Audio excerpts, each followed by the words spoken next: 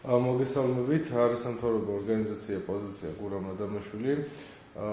ჩვენი ორგანიზაციის ძირითადი მიზანი იყო, ბოლო დროს ქვეყანაში განვითარებულ მოვლენებთან დაკავშირებით, რომელიც ეხებოდა ნეპოტიზმის ფაქტებს. ჩვენი ორგანიზაციამ ჩაატარა საზოგადოებრივი ინფორმაციის მეშვეობით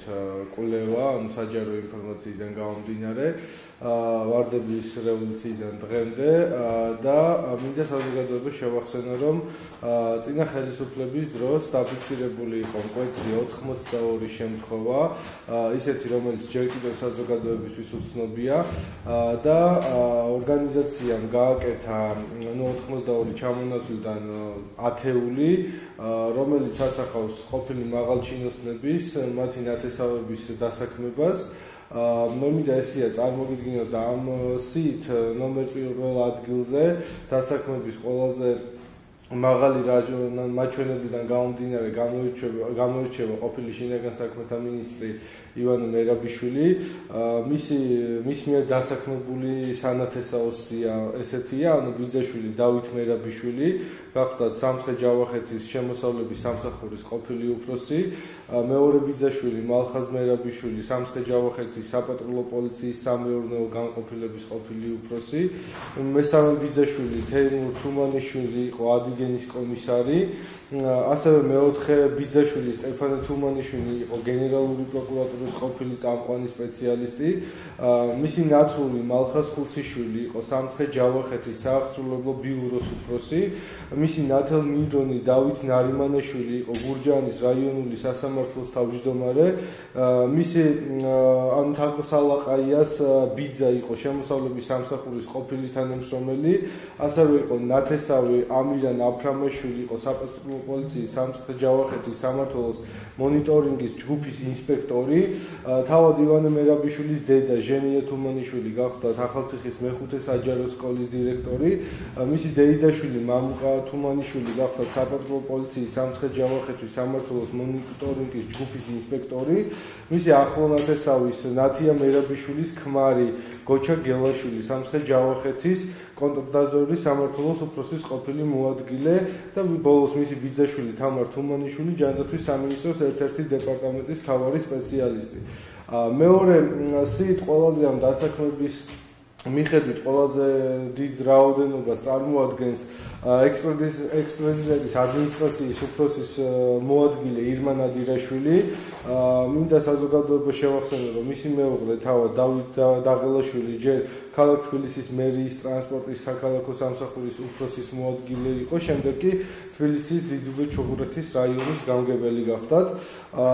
მისი მული ლელა დაღელაშვილი გახდათ ჯანდაცვის სამინისტროს მედიასთან ურთიერთობის სამმართველოს უფროსის სპეციალისტი და თვითონ ნადირაშვილის ძმა გახდათ გამგებელი კახეთში. ასევე მესამე ადამიანი ეს გახლავთ ყოფილი იუსტიციის მინისტრი ზურაბ ადეიშვილი, მისი ძმა იყო შინაგან საქმეთა სამინისტროს ყოფილი თანამშრომელი და გამგებელი იყო ასევე კახეთში, ძმის ცოლი ლელა წერეთელი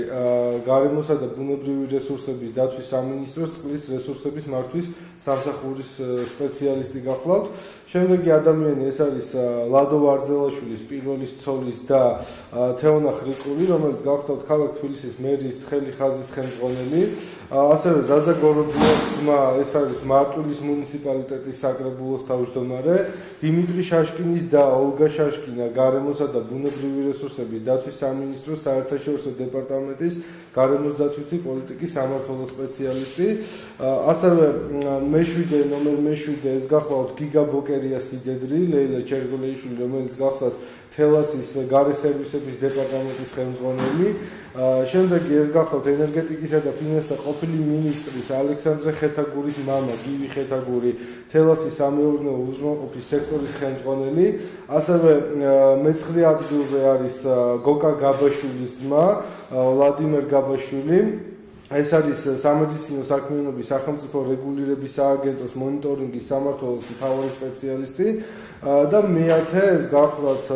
მიხეილ სააკაშვილის ბებიის ზია წერეთელის ნათესავი ბეგლარ კაპანაძე, საქართველოს ეკონომიკისა და მდგრადი განვითარების სამინისტროს შიდა აუდიტის დეპარტამენტის უფროსი გახდათ. ესეთი ჩამონათვალი არის ძალიან ბევრი.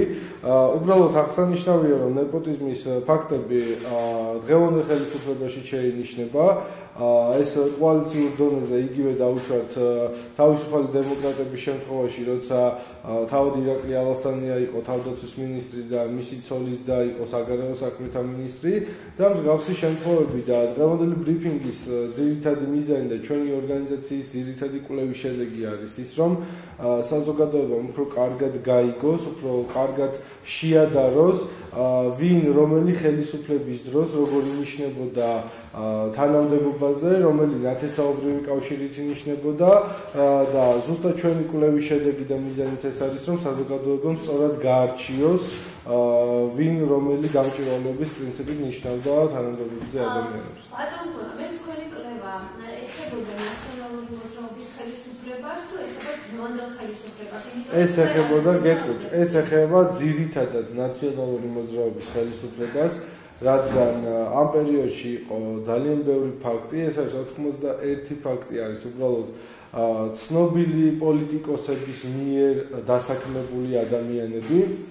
ხოლო არსებობენ კიდევ იმათი რქვერგოლები, ფაქტიურად მთელი წინა ხელისუფლების პერიოდი იყო ზუსტად სანათესაო კავშირზე აგებული და დღეს პირადად მე მიმაჩნია, რომ წინა ხელისუფლების წარმომადგენლებს ნებისმიერ ადამიანს არ აქვს მნიშვნელობა მამრობითი იქნება თუ მდედრობითი სქესის წარმომადგენელი იქნება. არ აქვს მორალური უფლება ისაუბრონ ნეპოტიზმზე, იმიტომ რომ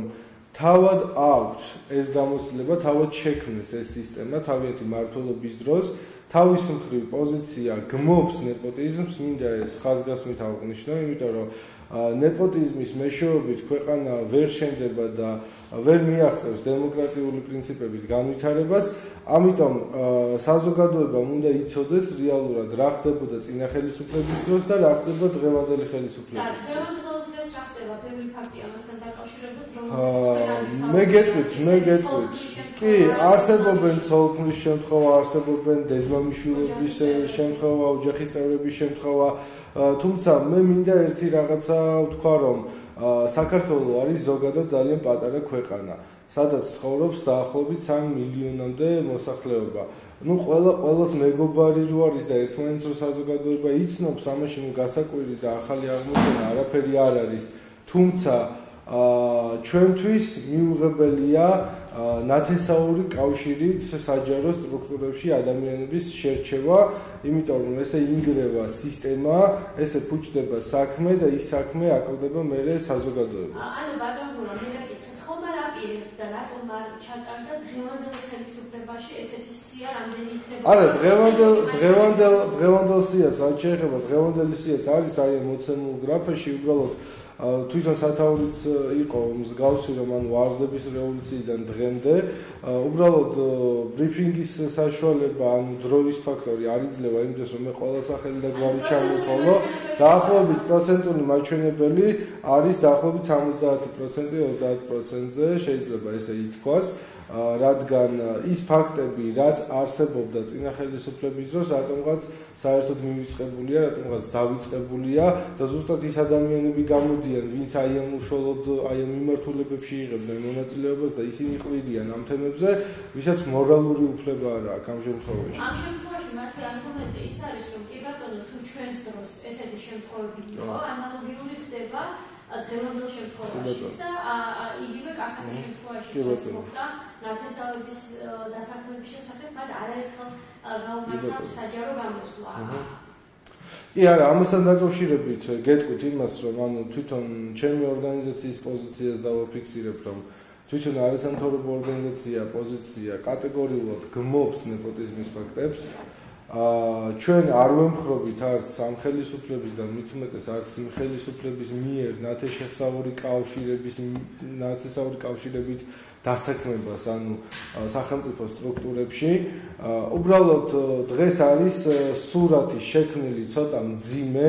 იქიდან გამომდინარე, რომ ყოფილი ხელისუფლების წარმომადგენლები ცდილობენ საზოგადოებაში შექმნან გარკვეული აჟიოტაჟი, თითქოს დღეს რაც ხდება, ეს არ ხდებოდა წინა ხელისუფლებაში და მე ძალიან კარგად მესმის, რომ თუ ხდებოდა ეს აღარ უნდა მოხდეს და მეც ამ აზრზე ვარ და მეც ამ მიმართულებით ვფიქრობ და ვაზროვნებ,